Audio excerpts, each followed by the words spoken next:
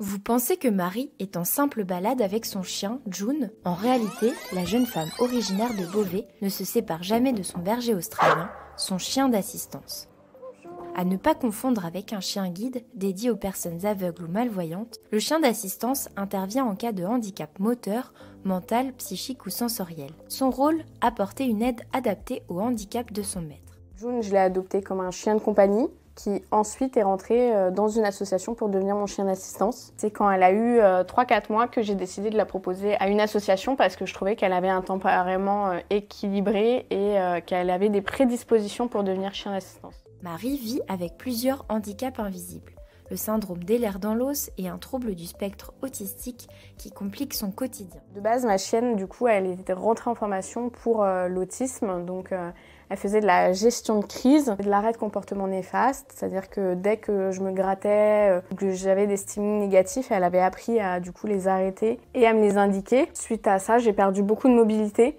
Donc je suis passée de la canne au déambulateur, au fauteuil manuel et après au fauteuil électrique. Et du coup, on a mis d'autres pathologies en suspicion. Pour l'aide à la mobilité, vu que je suis majoritairement en fauteuil roulant, elle va rapporter des objets, ouvrir des placards, fermer des portes, allumer la lumière, aller chercher mes médicaments, trouver mon conjoint, en fait tout ce qui va m'éviter de me lever, tout ce qui va m'éviter de faire des efforts. Elle va faire de l'alerte médicale cardiaque, donc elle va détecter quand mon BPM est trop haut et elle va faire des alertes donc 15 minutes avant de tout ce qui est hypotension, hypertension. Il peut arriver lors de crise que ma chienne va faire de la pressothérapie. C'est le même concept qu'une couverture lestée. Le chien va s'allonger sur les jambes du bénéficiaire. Avec son poids, ça va faire baisser le rythme cardiaque et la pression sanguine.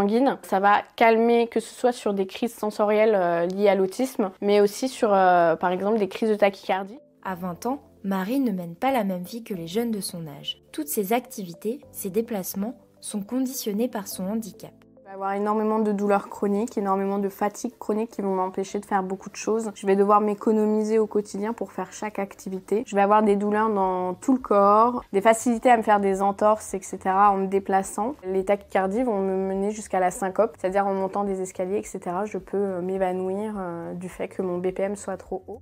L'assistance de June est donc essentielle, un peu comme ce jour-là, pour aller faire de simples courses.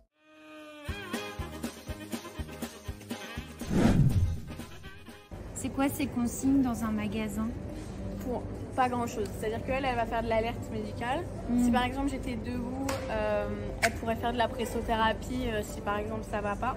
Mais ça va être surtout rester au pied du fauteuil, ne pas tirer, être assise quand je m'arrête, se coucher quand je lui demande de se coucher, ne pas bouger, me rapporter sa laisse.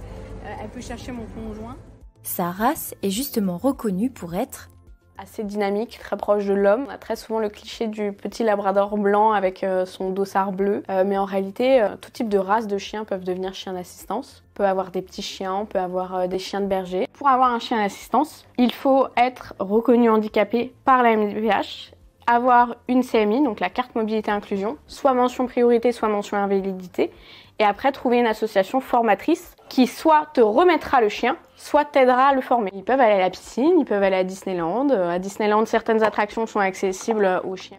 Ce n'est pourtant pas Disneyland tous les jours. Il va y avoir une grande méconnaissance de la loi par les agents de sécurité, par les magasins. On peut avoir ce qu'on appelle des refus d'accès. Dans ce cas-là, on doit parlementer très souvent. Ça peut aller malheureusement jusqu'à un appel de la police. Un agent de sécurité qui refuse l'accès d'un chien d'assistance dans un magasin est puni d'une amende de 3e classe. C'est une grosse amende. Vis-à-vis de la chienne, on va très souvent l'appeler, la toucher, et c'est quelque chose qui peut me mettre en danger. Et si on la dérange pendant que je lui apprends quelque chose, elle peut du coup apprendre de mauvaises choses. Un phénomène que redoute Maxime, le conjoint de Marie. Des fois, en fait, je m'inquiète plus du comportement des gens autour. Même le fait qu'elle ait un refus d'accès, c'est toujours quand même une petite crainte. Parce que j'ai pas envie qu'elle entre en conflit avec la sécurité parce qu'elle rentre avec le chien. Je veux être sûr que tout aille bien. En tout cas, moi, le chien d'assistance, chez moi, ça a vraiment changé ma vie. Et ça m'a permis de faire plein de choses, d'être en sécurité quand je sors et de mieux vivre mes crises et d'être plus à l'aise dans chaque situation que je vais vivre.